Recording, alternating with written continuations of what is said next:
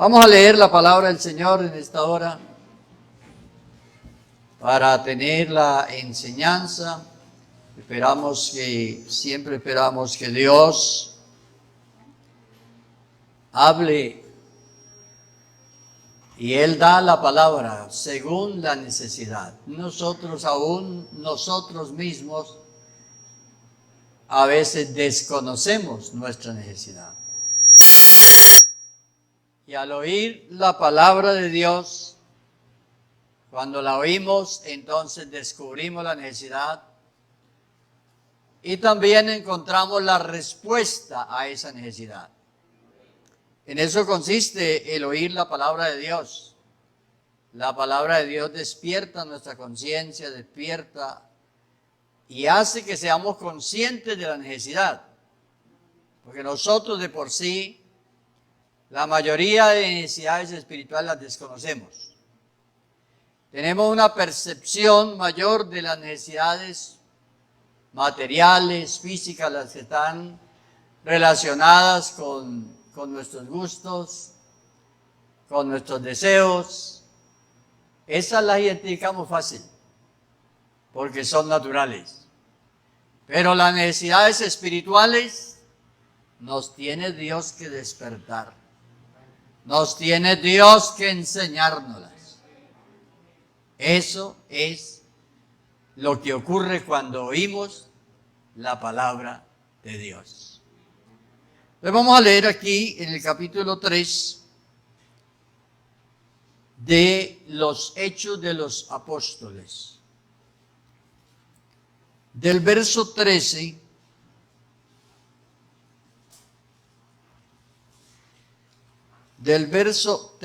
en adelante hasta el 21 para que la idea sea completa. Voy a leer desde el verso 13 hasta el 21. Dice así la palabra del Señor. El Dios de Abraham, de Isaac y de Jacob, el Dios de nuestros padres, ha glorificado a su Hijo Jesús, a quien vosotros entregasteis y negasteis delante de Pilato, cuando éste había resuelto ponerle en libertad. Mas vosotros negasteis al santo y al justo, y pedisteis que se os diese un homicida, y matasteis al autor de la vida, a quien Dios ha resucitado de los muertos, de lo cual nosotros somos testigos, decían los apóstoles en este mensaje. Y por la fe en Jesús, o por la fe en su nombre, a este que vosotros veis y conocéis, le ha confirmado su nombre, y la fe que es por él ha dado a esta completa sanidad en presencia de todos vosotros. Mas ahora, hermanos, sé que por ignorancia lo habéis hecho, como también vuestros gobernantes. Pero Dios ha cumplido así lo que había antes anunciado por boca de todos sus profetas, que su Cristo había de padecer. Así que arrepentíos y convertíos, para que sean borrados vuestros pecados, para que vengan de la presencia del Señor tiempos de refrigerio, y Él envíe a Jesucristo, que os fue antes anunciado, a quien de cierto es necesario que el cielo reciba hasta los tiempos de la restauración de todas las cosas de que habló por boca de sus santos profetas que han sido desde tiempo antiguo. Dele gloria a Dios. Dele gloria a Dios. Tenga la bondad de sentarse.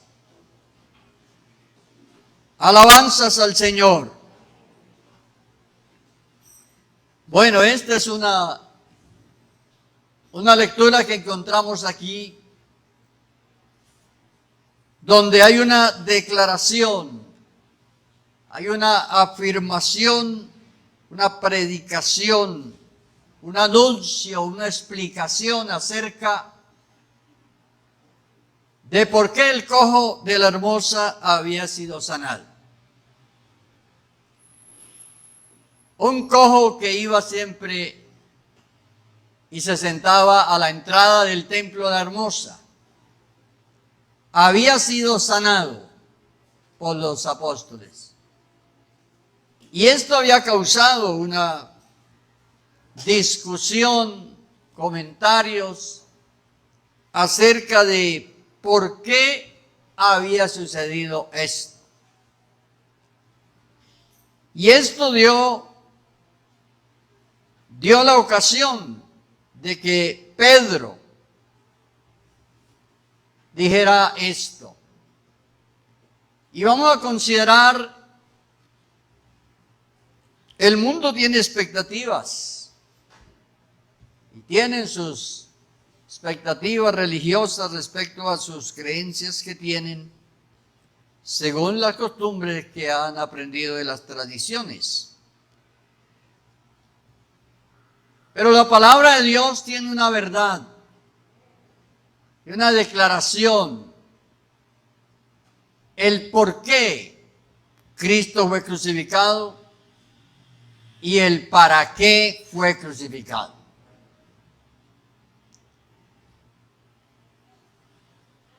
Y dice el apóstol, el Dios de Abraham, no era otro. El Dios de Abraham, de Isaac y de Jacob, el Dios de nuestros padres, ha glorificado a su Hijo. Ha glorificado aquel propósito de Dios manifestarse en carne. Llevó a cabo un proceso, algo que Él se propuso en su sola y soberana voluntad. Manifestarse en carne. Esto ha dado para muchos comentarios y conceptos a través de los siglos. Y escucha uno a personas todavía preguntándose cómo se formó Jesús en el vientre de María. Todavía la gente pregunta y todavía muchos no tienen respuesta. Dice, pero ¿cómo un Dios que es espíritu? ¿Cómo Dios puede hacerse, manifestarse en carne? Y muchos dicen, posiblemente no era, posiblemente mandó otro, posiblemente esto, pero por eso Él es Dios. Por eso es Dios. Porque hace estas cosas. Nosotros no somos capaces de hacerlas. Pero Dios sí. Y si no lo alcanza a entender todo aquí, cuando esté en el cielo le explican el resto. Pero hoy comprendemos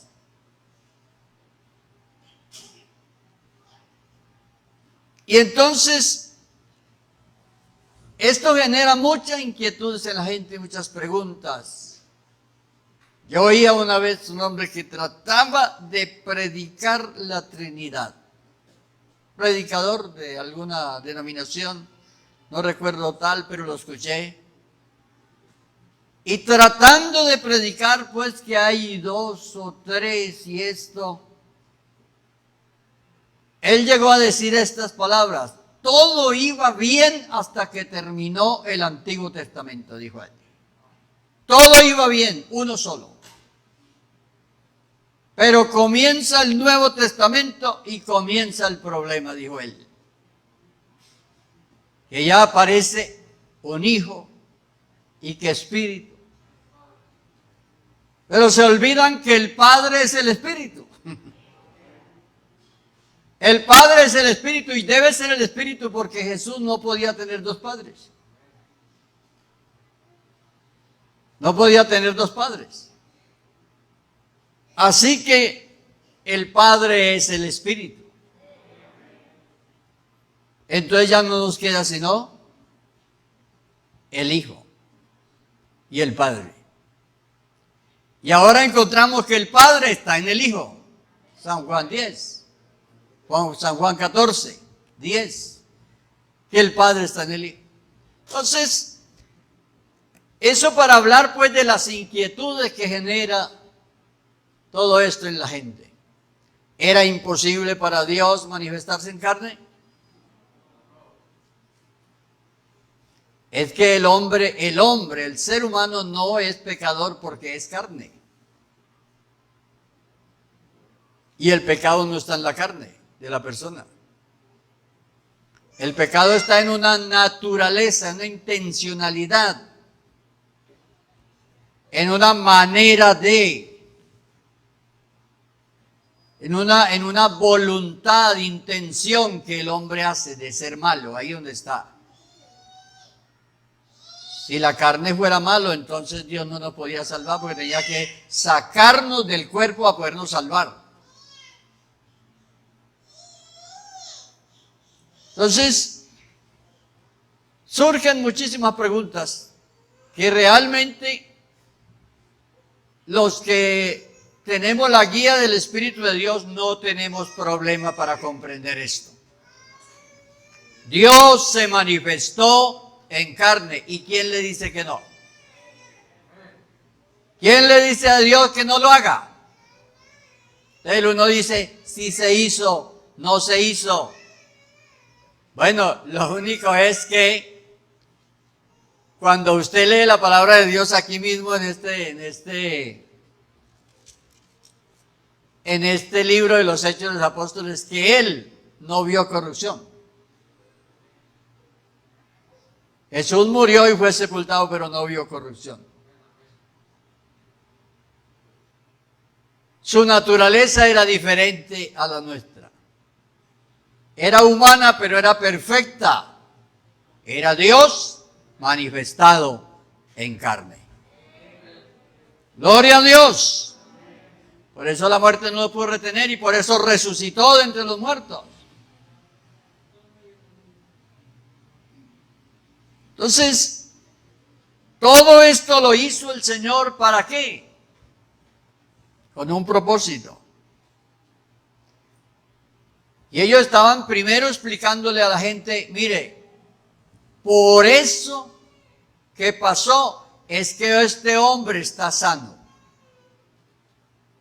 Estaban explicando la sanidad del cojo. Estaban explicando la sanidad del cojo primero, porque era lo que había generado inquietud. ¿Cómo así que ese Jesús murió y todo esto y esta gente sigue haciendo estos milagros? Entonces, ¿qué pasó? Fue que no surtió efecto la muerte del otro y vea, ahora estos resultaron haciendo lo mismo que hacía el otro. Entonces dice, no, es que Dios ha glorificado a su Hijo.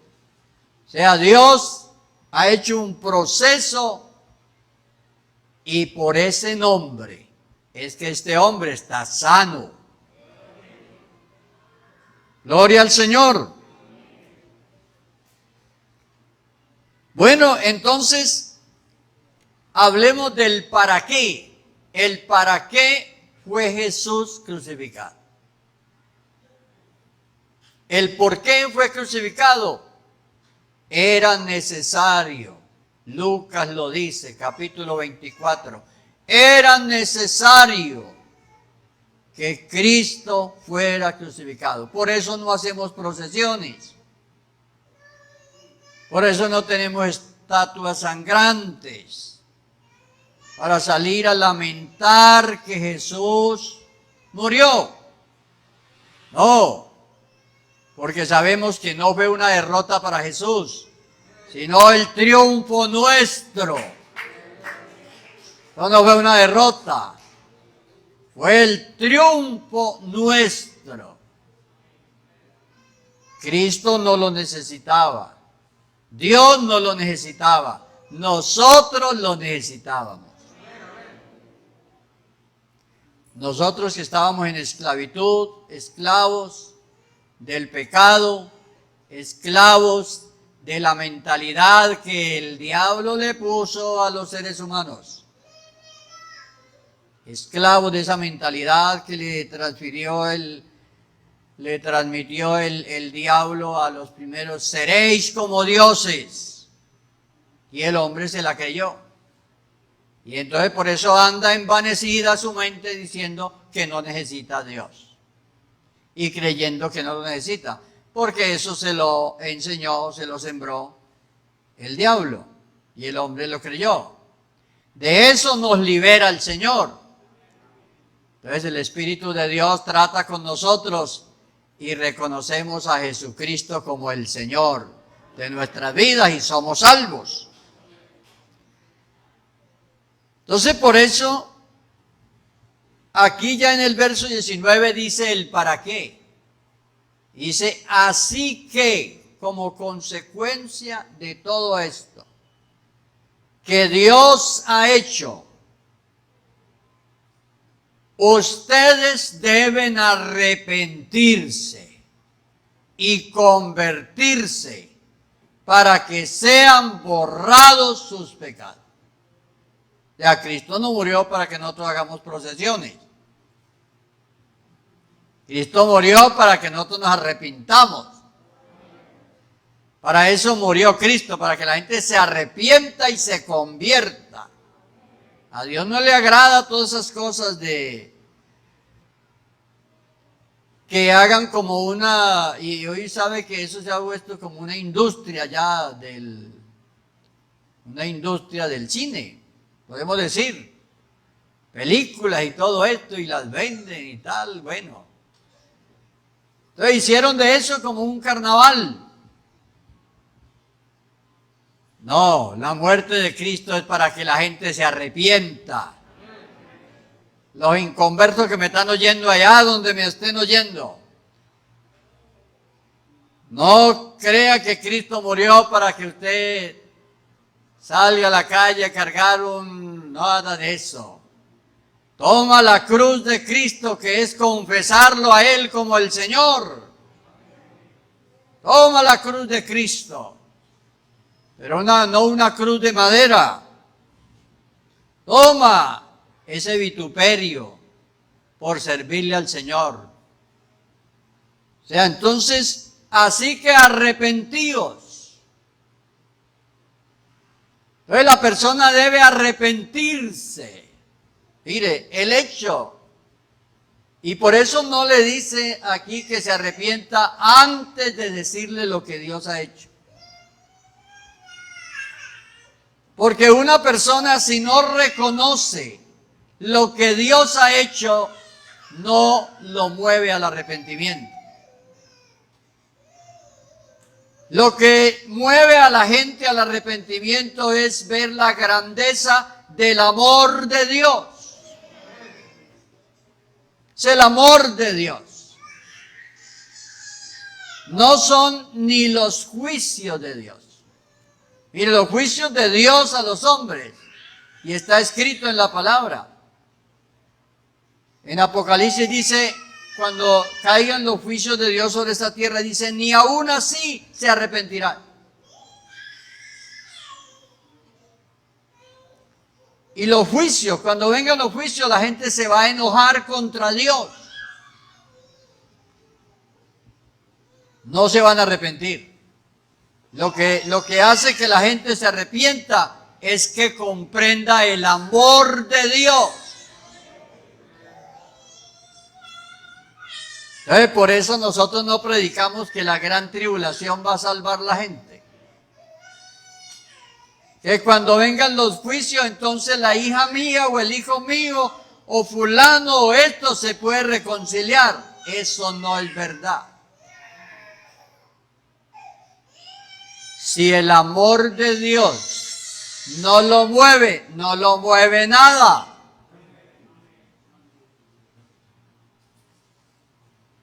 De tal manera amó Dios al mundo. De tal manera amó Dios al mundo. Si podemos comprender que Dios nos amó, que nos ama, que no quiere la muerte del pecador, que no hizo el infierno para echar al ser humano. El infierno no existe para el ser humano, no lo hizo Dios para eso. Los que van a ir allá es porque quieran ir, pero no porque Dios quiera que yo vaya. Dios quiere que todos los hombres sean salvos. Todos los gobernantes de este mundo, los jueces, los políticos, todos, Dios quiere que todos sean salvos. Que vengan al arrepentimiento y se conviertan. Pero alguien que me está oyendo pudiera estar pensando, bueno, ¿y cómo hago para arrepentirme? ¿Cómo hago para arrepentirme? El primer paso para arrepentirse es reconocer que necesita la salvación. La fama, la plata que usted tenga, todos los honores, todo esto, tus amigos, tus comodidades, todos te abandonarán. Y si ellas no te abandonan, tú las abandonarás.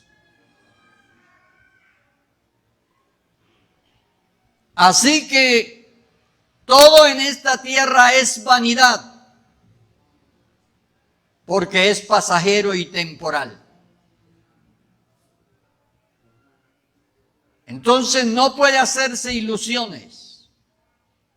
No se haga ilusiones con el ataúd más caro, porque de nada sirve. No se haga ilusiones con la ceremonia de entierro más bonita, porque de nada sirve. Tú no la podrás oír. Asegure su alma con Dios. Entréguele su vida al Señor. No ponga su corazón en las cosas terrenales, porque son pasajeras. Se van rápidamente. Todo es vanidad.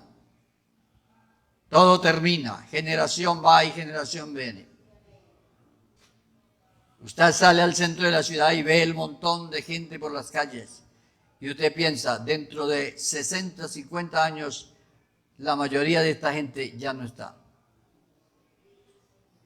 Ya los cremaron o están en el cementerio, pero ya no están. Habrán otros. ¿Y dónde quedó el afán? ¿Dónde quedó el afán? ¿Dónde quedó los gustos de satisfacer los deseos que tenía? Todo se volvió vanidad. ¿Dónde quedaron los amigos de la juventud? Ya no saben dónde están. Y descubrió que todo es vanidad. Y que realmente cuando pudo acumular algo, los que lo puedan acumular, cuando acumules cosas, se te acaba el tiempo. Y entonces dice, tengo cosas, pero no tengo tiempo. Esa es la realidad. Por eso el ser humano debe arrepentirse. y debe convertirse, debe reconocer, y el arrepentimiento parte de ese reconocimiento. Y el ser humano, hasta que Dios no lo sienta en el suelo, no reconoce. Yo recuerdo el testimonio de un hombre en el departamento de Huila, cuando él se entregó al Señor y hoy es un pastor.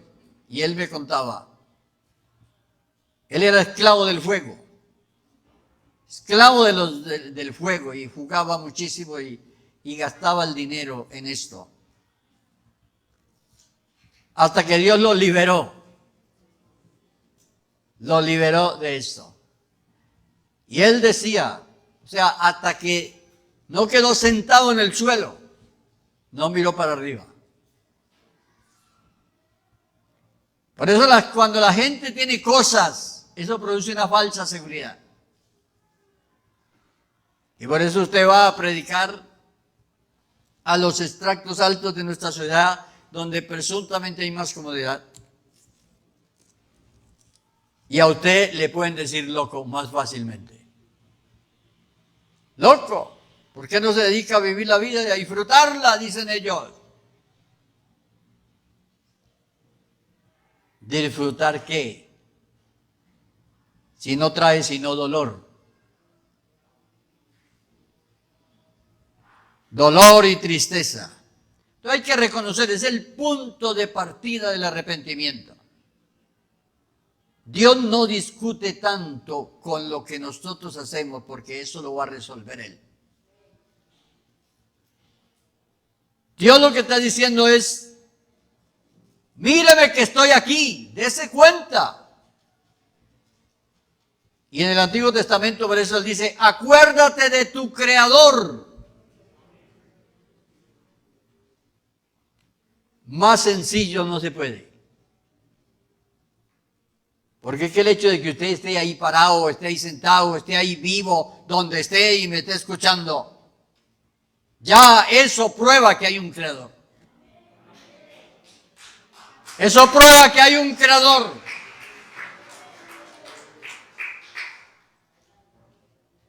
Yo recuerdo una vez que estábamos evangelizando en una ciudad, y yendo por una calle, entonces dijeron, bueno, ahí en esa casa, el señor que vive ahí es ateo. Y para que más o menos tengan una imagen, un señor parecido al Papá Noel, a la figura del Papá Noel, así. Me recuerdo la figura porque era y barbado y todo, parecido a una figura de estas. Ese señor es ateo. Bueno, entonces yo le toqué la puerta. Salió, venimos hablando de Dios. Entonces él me dijo, ¿cómo me prueba que hay Dios? Que usted está ahí parado. Si no hubiera Dios, usted no estaba ahí parado, ni estaba preguntándome por Dios. Porque si Dios no existiera, nadie preguntaba por Él, porque no tendríamos conciencia de Él. Pero el hecho de que una persona diga que no hay Dios es porque cree que existe, sino que está empeñado en negarlo. Así que los que me escuchan esta mañana y ven estas predicaciones por las redes sociales, no hay forma de negar a Dios. Se lo dije a un profesor de la Universidad de Antioquia en un conversatorio en noviembre de 2005. Tuvimos un conversatorio allá y vinieron muchos profesores y estudiantes de la universidad.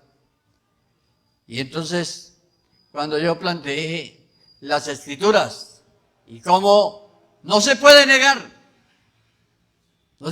la Biblia porque es nuestra historia y no hay una historia más antigua ni más clara que la Biblia.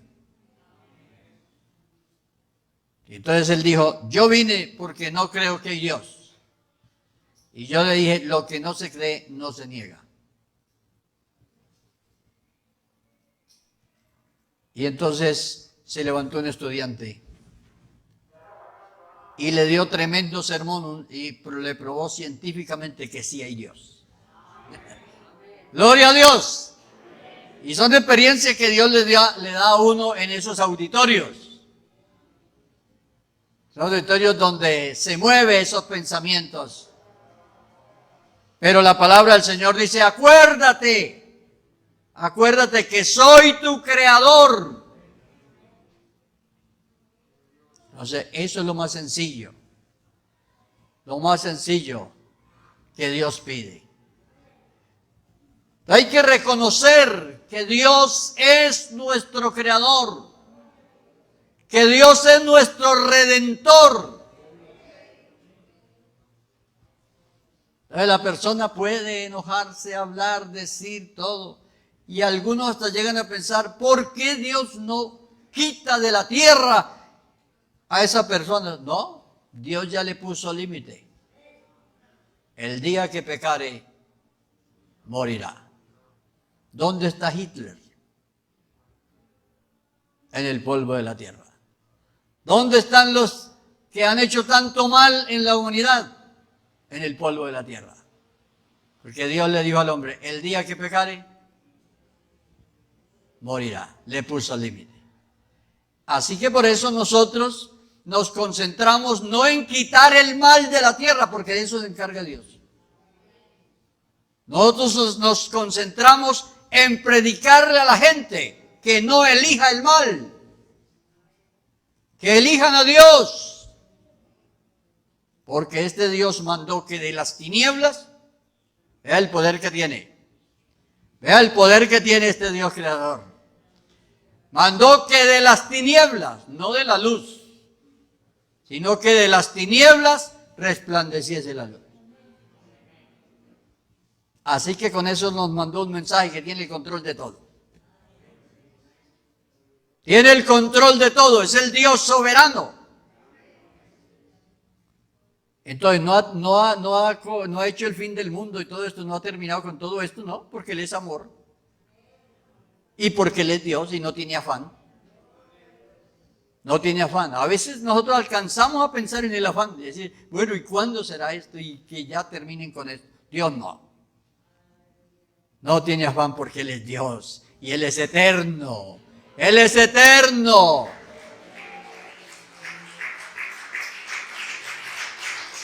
Alabanzas a Jesús. Así que arrepentíos. Ese primer paso es el reconocimiento. No se envanezca, no se suba tanto por allá, porque entre más arriba estés, más duro vas a caer. Entonces el ser humano se envanece, no hay razón para envanecer. Somos tan frágiles, que tú cualquier cosa ya en 2 días está en el hospital o en un día. Frágil. Pasajeros.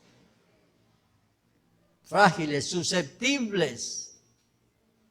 O sea, no somos tan fuertes como pensamos. Estamos aquí por la gracia de Dios. Y toda esa gente que está afuera y que tiene vida y que tiene salud, por la gracia de Dios. Dios les da eso, su misericordia. Pero no lo reconocen. Entonces, ese es el primer paso para arrepentirse. El otro es convertirse. Arrepentíos y convertíos. Pero ahora viene, estamos frente a lo que hacemos. Pero después de esa convicción de quién es Dios y lo reconocemos, tenemos fuerza para convertirnos. Ahora ya tenemos que enfrentarnos a la concupiscencia. Enfrentarnos a nuestros deseos. Pero la convicción, y por eso Dios se presenta, y se presenta como ese Dios, y tenemos que conocerlo. La gente no conoce a Dios, no conoce al Señor.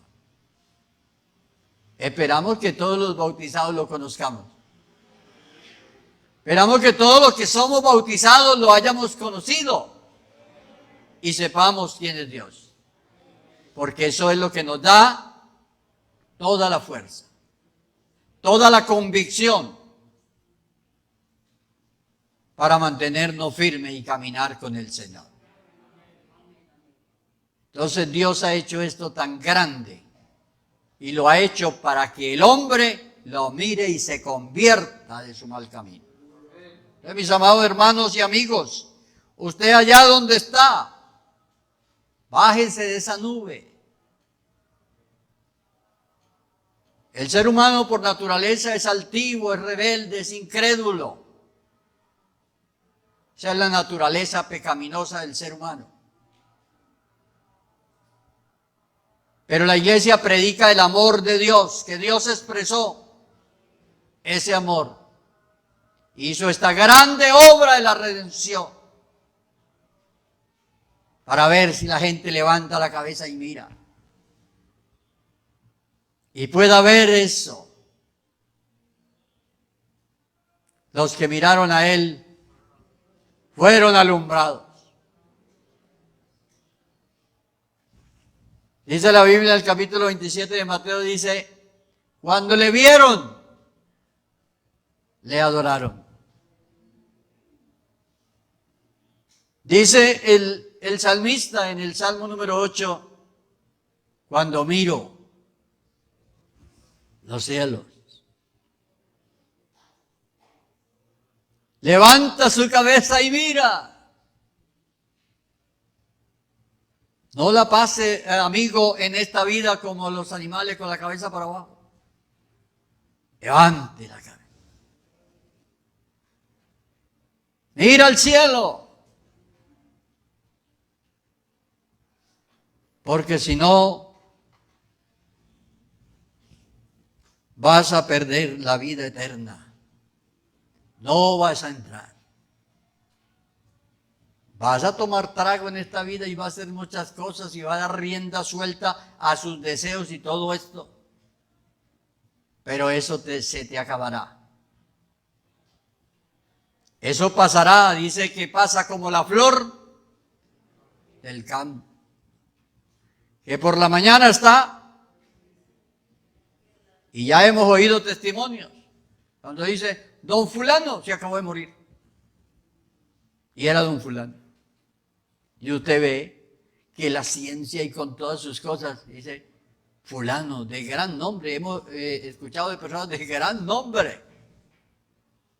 Y que no se murieron de ancianos. Pero la ciencia no pudo hacer nada. Siempre es mejor tener la misericordia de Dios. Siempre es mejor tener esa esperanza en Dios. Por eso no cambiamos esto por nada. No cambiamos esto y no lo cambiaremos jamás. Y esta es la fe que profesamos. Dios nos ha amado. Hemos comprendido su amor. Y eso nos llevó al arrepentimiento. Y eso nos llevó a la conversión. Cuando ya la persona enfrenta la conversión es cuando es lo que yo tengo que dejar. Pero Dios no lo lleva a la conversión antes de haberlo contristado. Cuando la persona ya tiene esa contrición de corazón, que lo hace Dios por su gracia, entonces la persona puede ver a Dios, puede ver su grandeza y puede comparar y puede dejar. Entonces dice, tener 2 o 3 mujeres. Que hay gente que dice que bueno, es que la vida hay que vivirla. Dice, no, es mejor tener a Dios. Es mejor tener a Dios. Tener estos vicios. No, es mejor tener a Dios. Y nosotros que somos sus testigos, hoy podemos decirlo, es mejor tener a Dios. Dele gloria a Dios. Vamos a orar. No sé si aquí en el auditorio o allá en su casa o en el lugar donde está, donde usted pueda oír esta predicación, lo que la puedan oír ahora o diferido, y donde usted la pueda oír, arrodíllate allá Arrodíllate y confiesa. Háblale a Dios. Háblale a Dios y reconoce, Señor, andaba mal. No te reconocía, Señor. Pensaba que yo era grande, pero ahora veo que tú eres el grande. Arrodíllate allá donde está. Si hay alguien aquí, yo lo invito a que levante su mano. No sé si hay aquí una persona que no es bautizada. No sé si hay en el auditorio una persona que no es bautizada en el nombre de Jesús. ¿Hay alguien que no es bautizado? Hay otro que no es bautizado. No sé si ustedes quieren venir a hacer una oración acá. Si quieren venir acá adelante, pueden pasar, venir acá. Si quieren venir, vengan y la iglesia hace una oración por ustedes.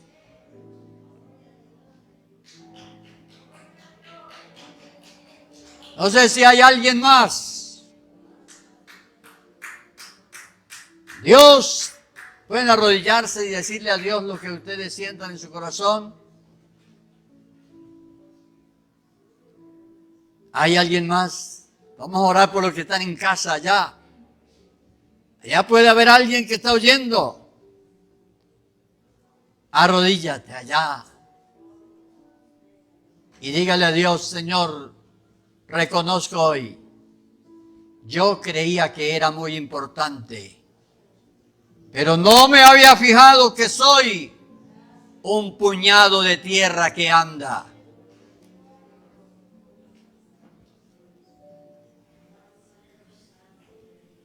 Vamos a orar, la iglesia, todos los que saben orar. Vamos a invocar el nombre del Señor Jesucristo. Para eso vino Cristo al mundo. Para eso un día Él fue al Calvario. Por eso lo crucificaron. Por eso resucitó. Por eso resucitó de entre los muertos y se levantó. Y la procesión que tú hagas es arrodillarte. Esa debe ser la procesión que tú hagas en cualquier parte del mundo que escuche usted esta predicación. Debe ser arrodillarte y a reconocerlo a Él como Dios.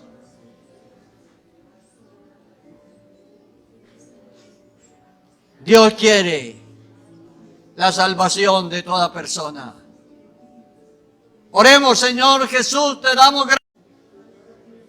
Te damos gracias, Señor, porque escogió estos apóstoles que fueron testigos suyos, Señor.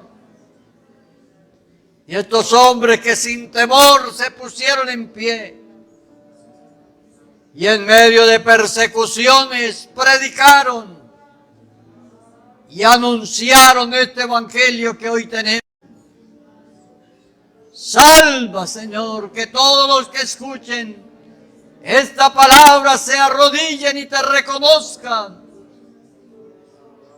que solo tú eres Dios. Tú eres el Señor.